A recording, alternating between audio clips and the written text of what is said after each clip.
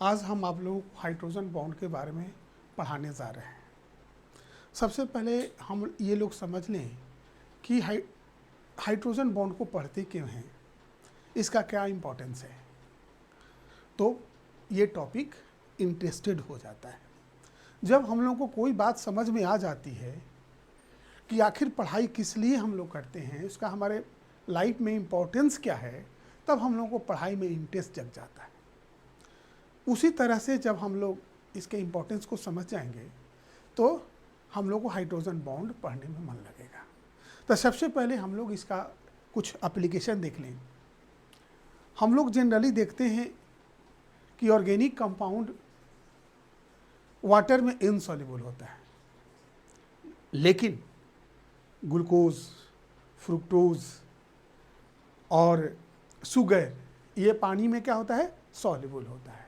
इसका सॉल्विटी का क्या कारण होता है, ये हाइड्रोजन बॉन्ड का फॉर्मेशन करता है वाटर के साथ।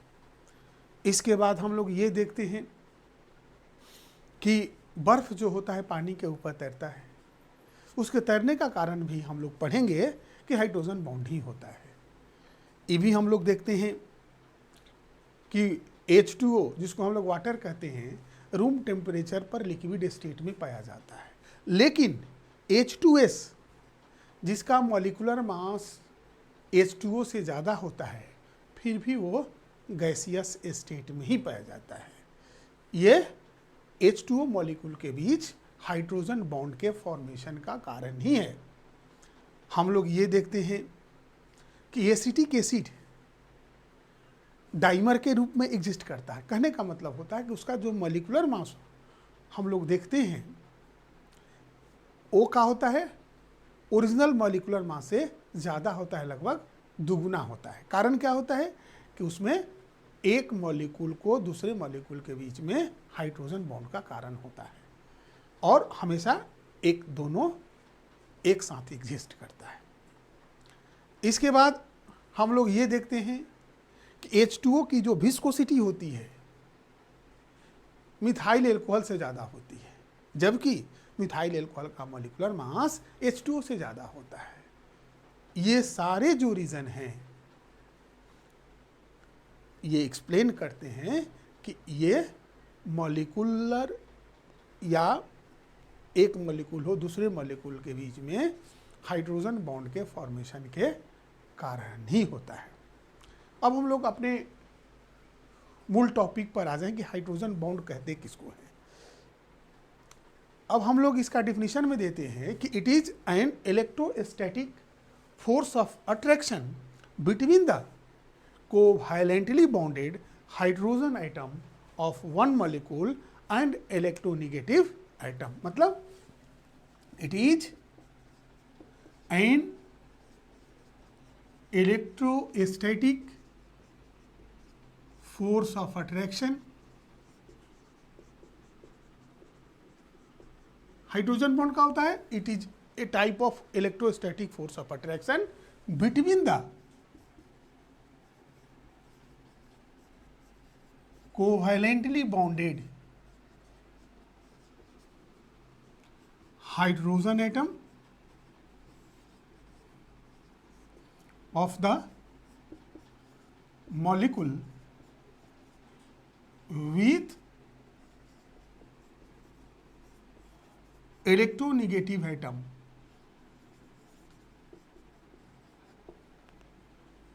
electronegative atom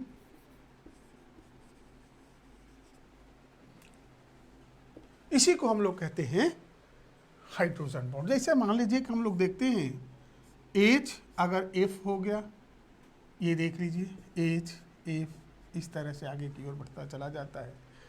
H और F में क्या है, फ्लोरीन और हाइड्रोजन के बीच में ये जो कोवैलेंट बॉन्ड का फॉर्मेशन हुआ है, इसमें फ्लोरीन ज़्यादा इलेक्ट्रोनेगेटिव होने के कारण बॉन्डेड पेयर को अपनी तरफ खींचता है, जिसके कारण इस पर पार्शियली नेगेटिव चार्ज आ जाता है और हाइड्रोजन पर partially positive charge.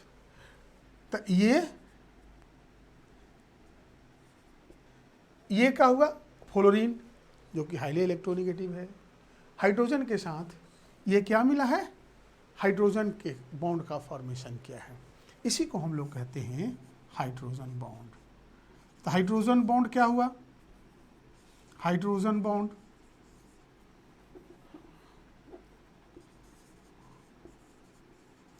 Hydrogen bond क्या है, इलेक्ट्रोस्टैटिक फोर्स ऑफ अट्रैक्शन है between the hydrogen atom and the electronegative item.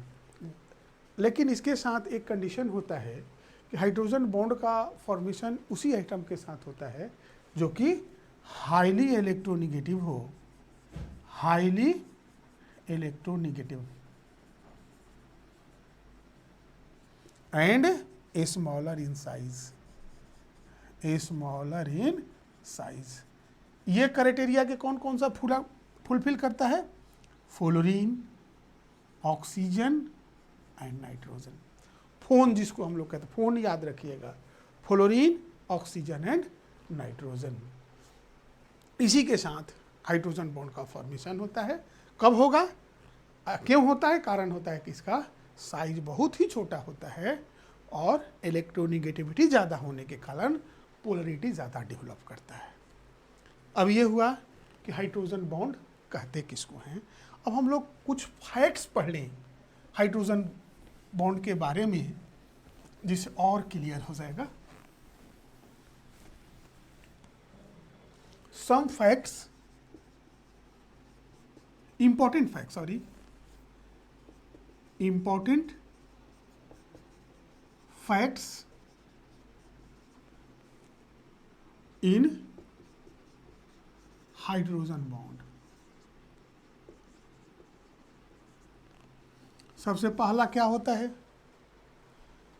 कि ये आयनिक कंपाउंड में एग्जिस्ट नहीं करता है। इट मतलब hydrogen bond does not exist in ionic compound, ionic compound. याद रखना है कि आयनिक कंपाउंड में इस तरह का हाइड्रोजन बॉन्ड का फॉर्मेशन नहीं होता है।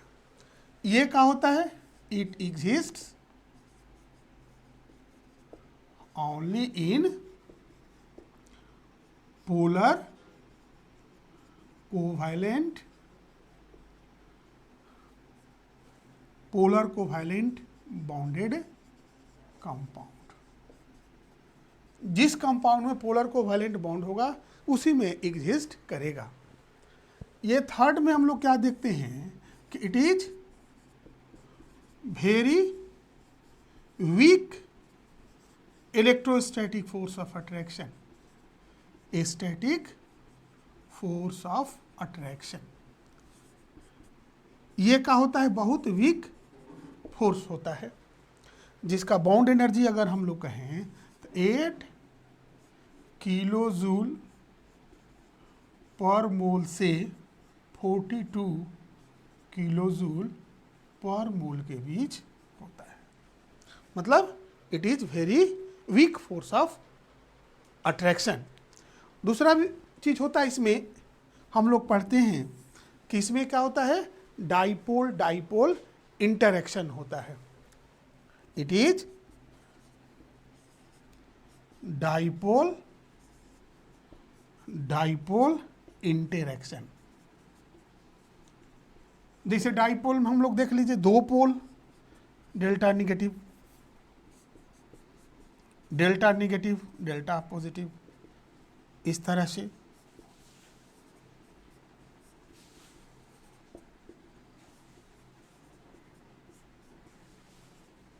यही है, दो पोल है, ये निगेटिवली चार्ज, पॉजिटिव चार्ज, इसीलिए हम लोग कहते हैं कि it is dipole dipole interaction होता है। फिफ्थ में हम लोग देख लें,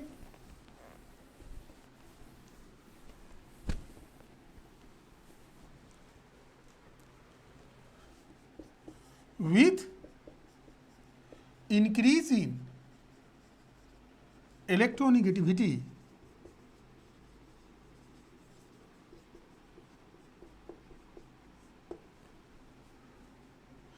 it increases।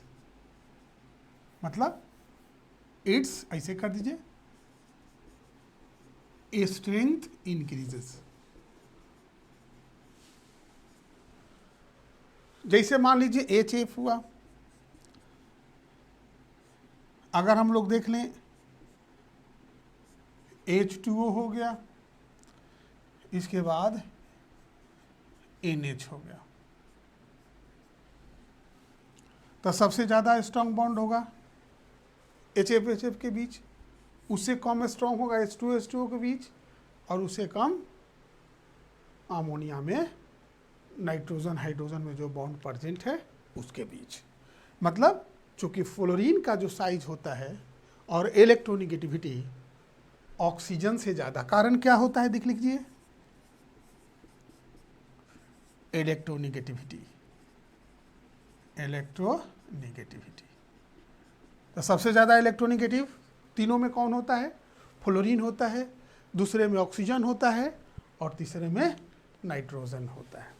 मतलब जिसमें ज़्यादा इलेक्ट्रोनिगेटिविटी होगा उससे जो हाइड्रोजन बॉन्ड का फॉर्मेशन होगा वो ज़्यादा स्ट्रांग होता है। एक चीज़ और हम लोग देख लें, 6th में, कि जो हाइड्रोजन बॉन्ड से जो 3 आइटम अटैच होते हैं वो हमेशा एक स्ट्रेट लाइन में होते हैं। All the 3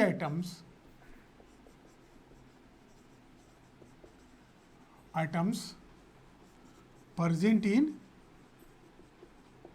the hydrogen bond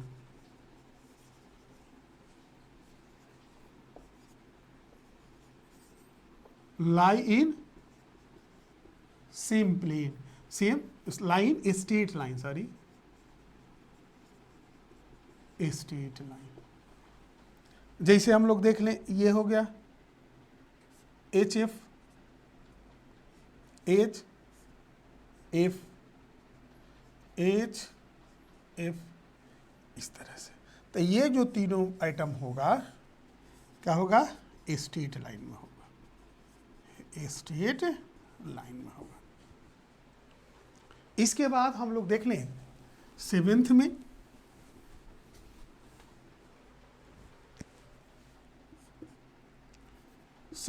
क्या होता है कि HCN हो, HCN में भी हाइड्रोजन हाइड्रोजन बॉन्ड पाया जाता है। कारण इसके पीछे है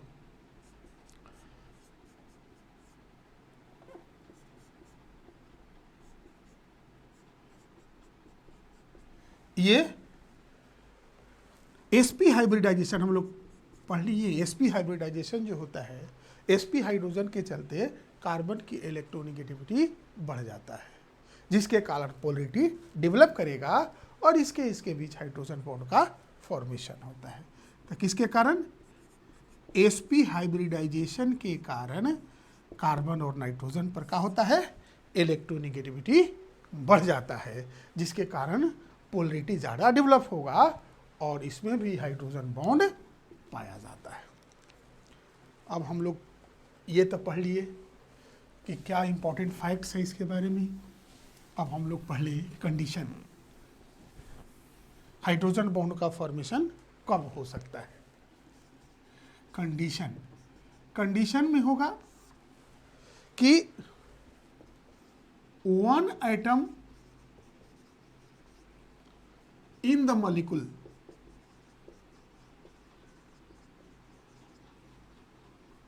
must be attached with the other atom which is electronegative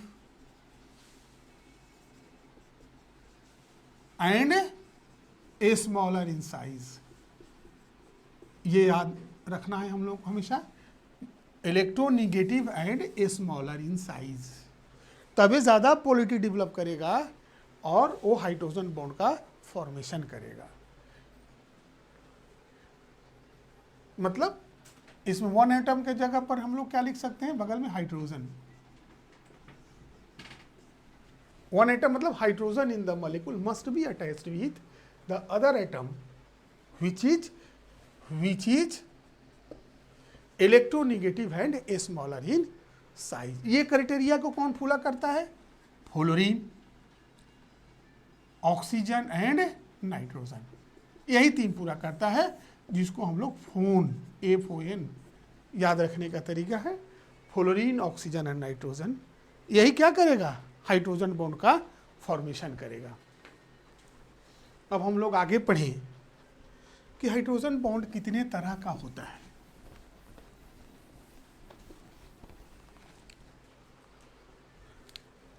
type of hydrogen bond.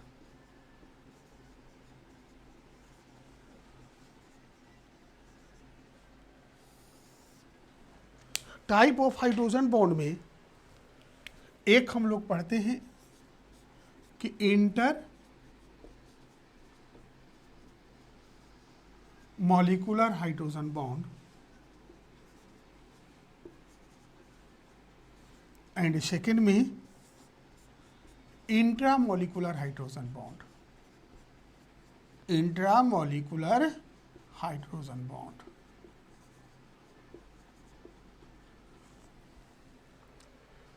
हम लोग ये देखें कि इंटरमॉलिक्यूलर हाइड्रोजन बॉन्ड किसको कहते हैं। अब हम लोग देखें कि इंटरमॉलिक्यूलर हाइड्रोजन बॉन्ड कहते किसको है। तो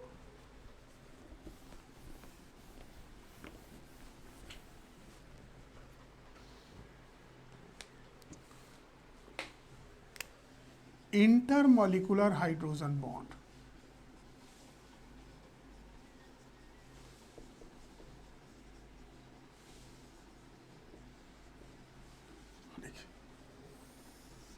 this type of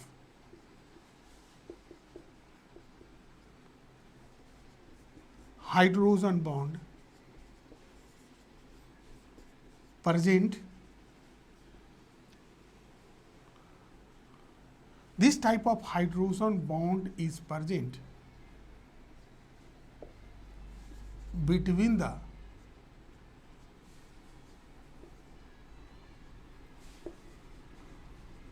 more than one same or different type of molecules, same or different type of molecules। मतलब इंटरमॉलिक्यूलर हाइड्रोजन बॉन्ड का फॉर्मेशन क्या होता है? एक से ज्यादा मॉलिक्यूल के बीच में होता है। वो मॉलिक्यूल सेम भी हो सकते हैं और डिफरेंट भी हो सकते हैं। जैसे हम लोग देख लें,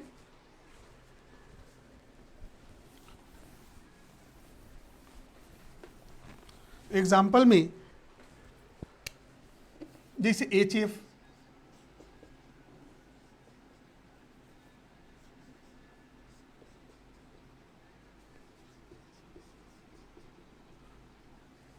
ये है।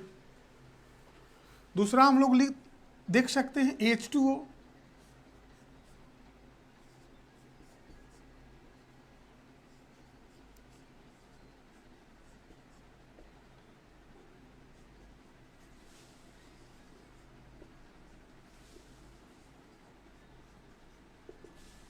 एक से ज़्यादा मॉलिक्यूल है लेकिन सेम टाइप का है। अमोनिया में भी हम लोग देख सकते हैं,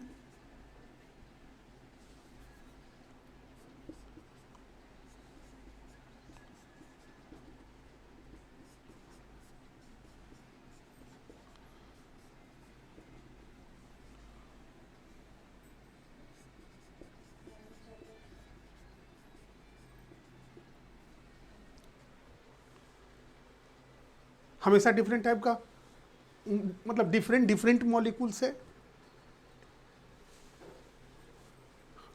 ये भी देख लें,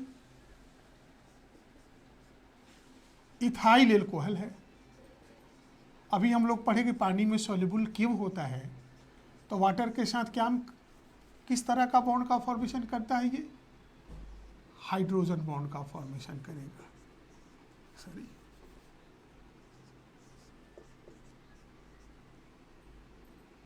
यही होगा। इसमें अलग मॉलिक्यूल है इसमें एक से ज़्यादा मॉलिक्यूल हैं, वो सेम टाइप के मॉलिक्यूल हैं।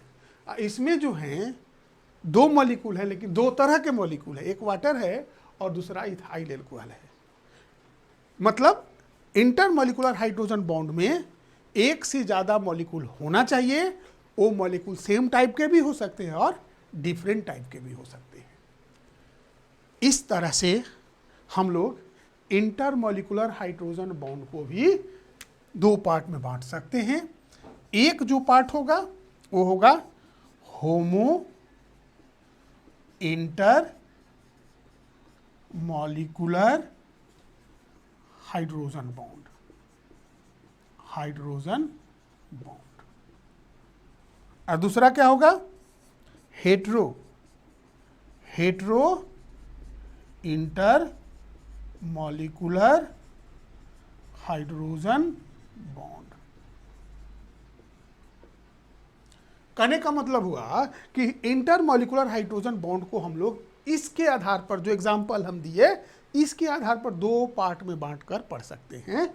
एक का होगा होमो इंटरमॉलिक्यूलर हाइड्रोजन बॉन्ड, मतलब एक से ज़्यादा जो मॉलिक्यूल होंगे वे सेम मॉलिक्यूल होंगे, जैसे HF, H2O, NH3, ये सेम टाइप के मॉलिक्यूल हैं। इसलिए हम इसको क्या कहते हैं? होमो इंटरमॉलिक्यूलर हाइड्रोजन बॉन्ड। दूसरा जो एग्जाम्पल हम लोग देखे, ये क्या हुआ? हेट्रो इंटरमॉलिक्यूलर हाइड्रोजन बॉन्ड हुआ, क्योंकि इसमें एक से ज़्यादा मॉलिक्यूल तो हुआ, लेकिन दूसरे टाइप के मॉलिक्यूल हैं। एक वाटर है और दूसरा इथाइल एल्कोहल है। तो कहने का मतलब होता है कि होमो इंटरमॉलिक्यूलर हाइड्रोजन बॉन्ड का फॉर्मेशन एक से ज़्यादा मॉलिक्यूल जो होगा वो सेम टाइप का होगा, मतलब सेम मॉलिक्यूल होगा। लेकिन हेट्रो में क्या होगा? एक से ज़्यादा मॉलिक्यूल तो होगा ही, लेकिन वो सेम टाइप का नहीं होगा, डिफरेंट टाइप का मॉलिक्यूल होगा। तो इस तरह से हम लोग अभी देख लिए कि हाइड्रोजन बॉन्ड 2 प्रकार का हुआ, इंटरमॉलिक्यूलर और इंट्रामॉलिक्यूलर। इंटरमॉलिक्यूलर 2 तरह का हुआ, homo intermolecular and hetero intermolecular hydrogen bond. अब तक आप लोग आराम से समझ गए होंगे कि इंटरमॉलिक्यूलर हाइड्रोजन बॉन्ड किसको कहते हैं। इसका अगर हम लोग क्लासिफिकेशन 2 पार्ट में करते हैं तो क्यों करते हैं, उसका आधार क्या है। अब हम आगे बढ़ते हैं। दूसरा टाइप जिसको हम लोग पढ़ चुके हैं, पढ़ेंगे, उसमें क्या होगा? Intra molecular hydrogen bond. Type तो पढ़ चुके हैं, लेकिन डिफिनीशन हम लोग नहीं पढ़े, उसको हम लोग पढ़ लेंगे अभी। तो इंट्रामॉलिक्यूलर हाइड्रोजन बॉन्ड का जो फॉर्मेशन होता है, उसमें हाइड्रोजन जो अदर इलेक्ट्रोनेगेटिव एटम से जुड़ा रहेगा वो present within the same molecule. मतलब this type of hydrogen bond is formed between the hydrogen atom and the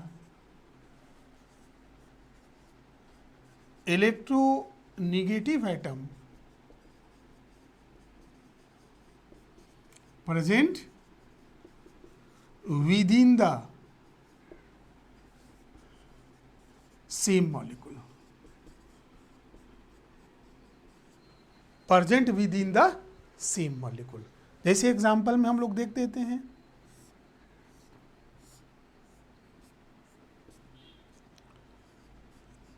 OH phenolic group है, अगर इसमें नाइट्रो ग्रुप हम लोग अटैच कर देते हैं तो ये जो ऑक्सीजन और हाइड्रोजन के भी जो बॉन्ड बना, इसको हम लोग क्या कहेंगे? इंट्रामॉलिक्यूलर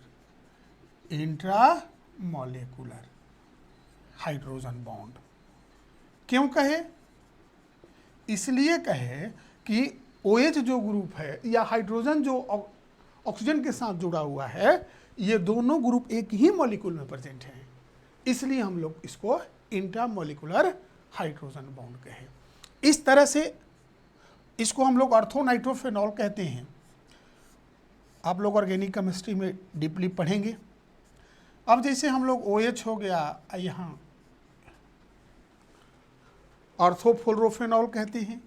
ये देख लीजिए, ये हाइड्रोजन और फ्लोरीन के बीच ये भी क्या है, इंट्रामोलिकुलर हाइड्रोजन बॉन्ड ही है। हाइड्रोजन और फ्लोरीन एक दूसरे से इंट्रामोलिकुलर हाइड्रोजन बॉन्ड के द्वारा ही जुड़ा हुआ है। एक चीज़ और हम लोग समझ लें, अभी तक जो दोनों हम लोग टाइप पढ़े, इसमें दोनों टाइप के हाइड्रोजन बॉन्ड में कुछ खास कैरेक्टरिस्टिक्स अलग अलग है।